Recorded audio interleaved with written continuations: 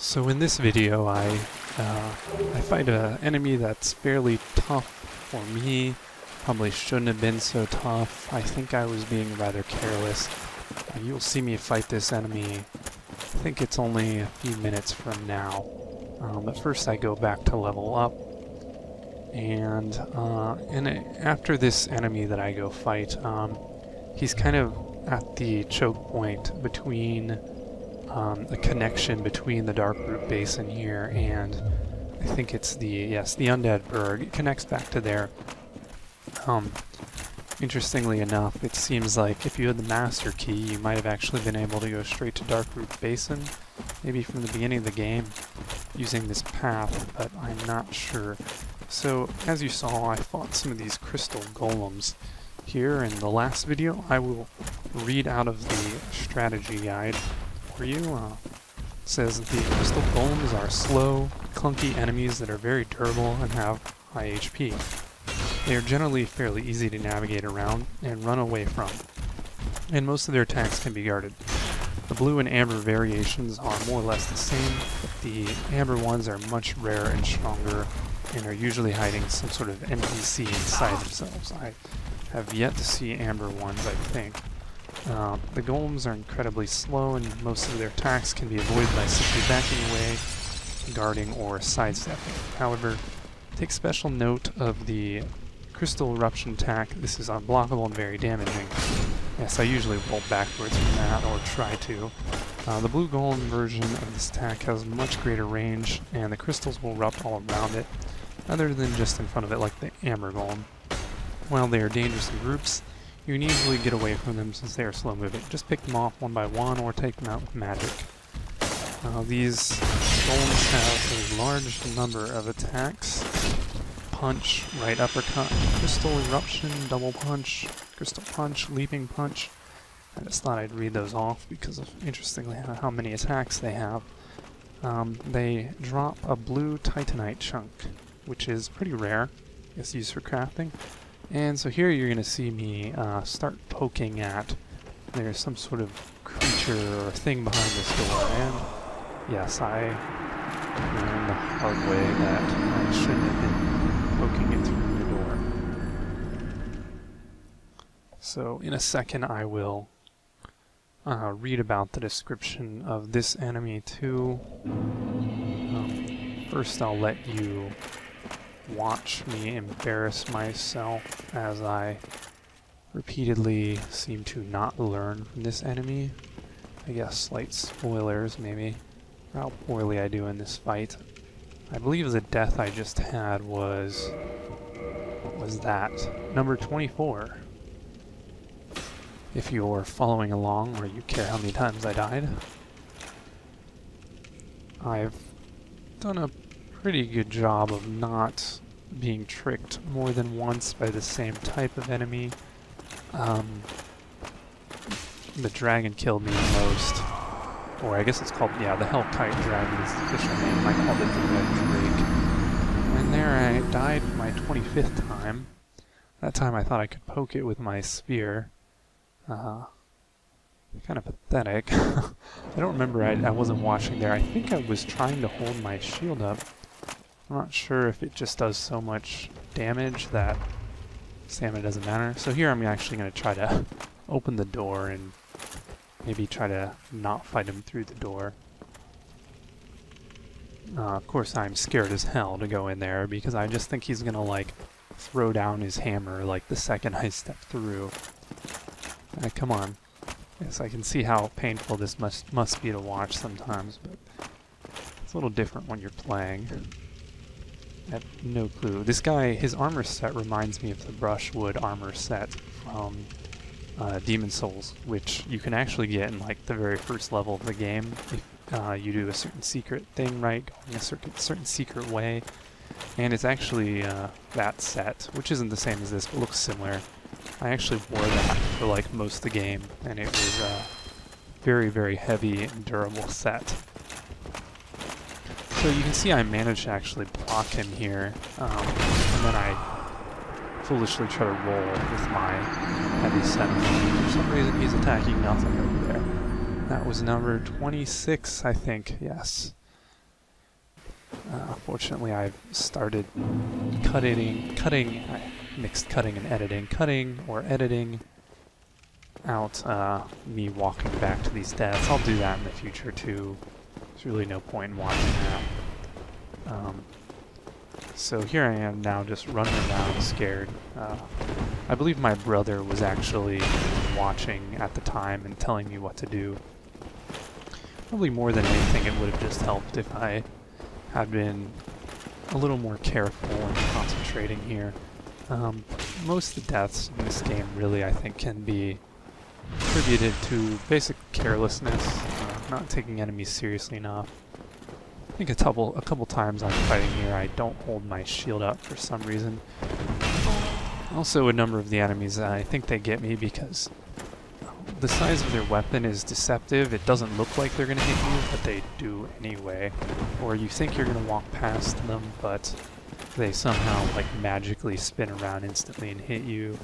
This particular enemy was very good at doing that. Just tracking, I guess, is what the guide calls it here. When you try to move past them, they basically just track you and hit you anyway. Let's see, I guess I won't say how many more times I die here. I might beat him this time, I might not. I'll let it be suspenseful. I think it was per my brother's suggestion that I should just roll around a lot in this battle. I think maybe if I were to refight again, I don't know why, but when I was walking around in that circle, I wasn't holding my shield up the whole time. And I don't remember if I thought I was going to be faster or something, but really I should have just kept my shield up the whole time. And another thing, this is something I'm unsure about. Yes, I was kind of annoyed with that death because I didn't think he was going to hit me. Another thing that I'll mention is I feel like maybe my shield let me down in this fight once or twice. Perhaps because my shield at this point in the game during this battle is actually like less than half of its durability left. So it's like over half broken. And I think, I'm not sure, but your items or weapons or armor might linearly scale down with how much damage they have on them. So my shield actually might have been fairly weakened in this battle as far as how much stamina it should have been protecting me from taking stamina damage from this guy's attacks. So that might have been an issue. I actually go and repair my stuff after this battle.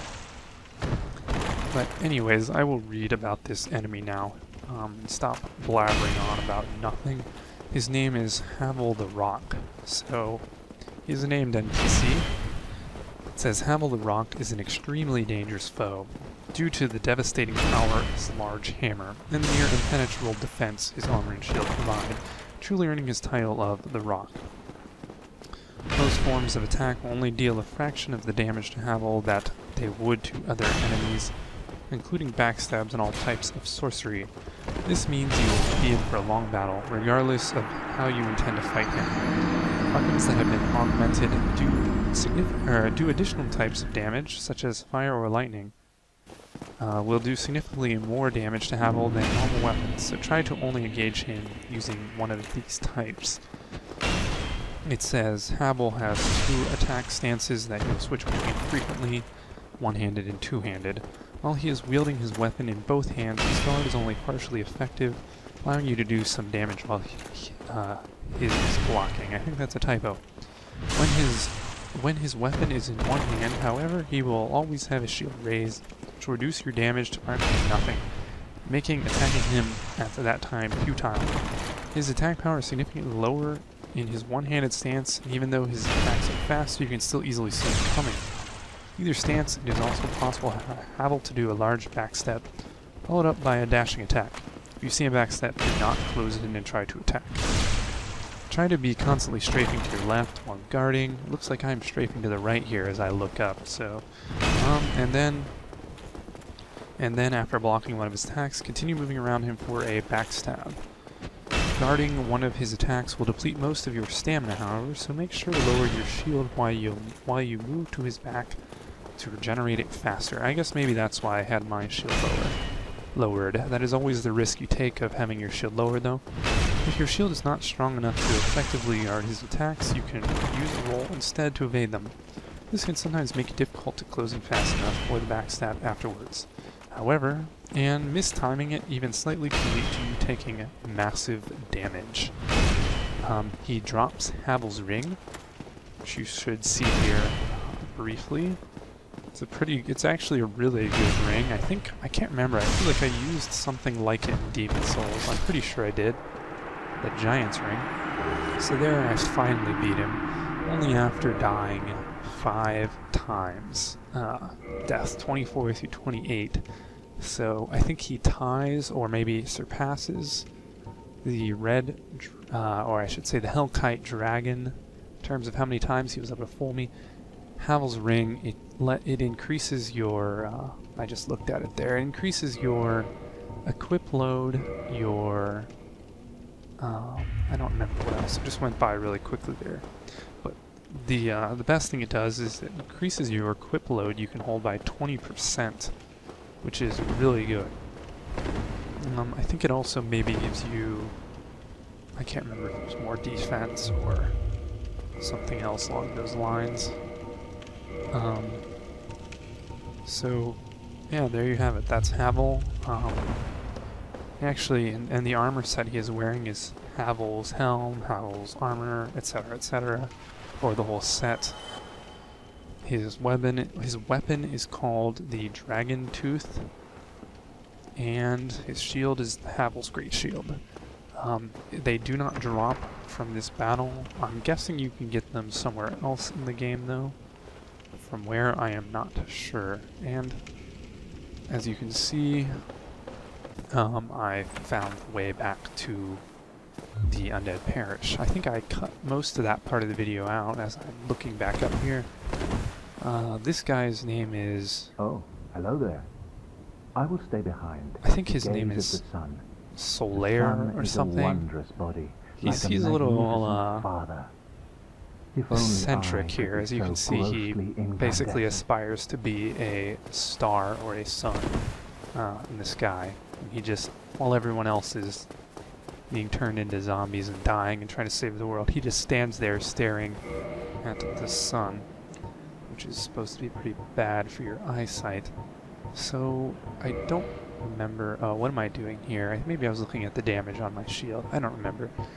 Anyway, as far as this video goes, I don't think I do anything as interesting as the next 2 videos. I guess I'm about ready to head back to the lake where I killed the Hydra and go up the ladder that is revealed once you beat him, and that will take me into a new area, and I might do a little talking about that in the next video. So until then.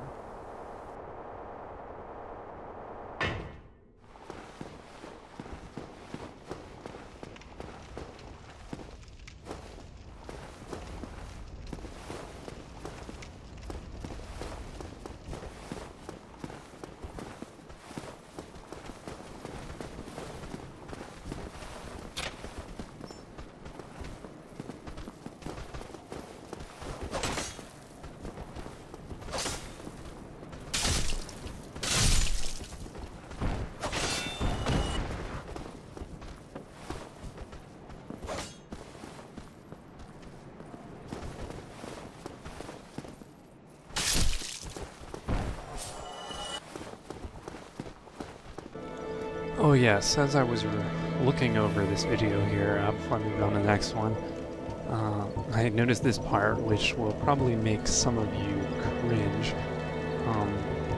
Basically, what I'm about to do is just drop tons of items onto the ground here, just getting rid of them. Partly because I didn't think there was any room for them in my inventory. I mainly just get rid of duplicates. And the second part, because I was reading online people talking about vagrants, which has something to do with dropping items or items wandering around. I don't really know how it works, actually. So I was kind of just like naively getting rid of items here, not really knowing if it's going to do anything.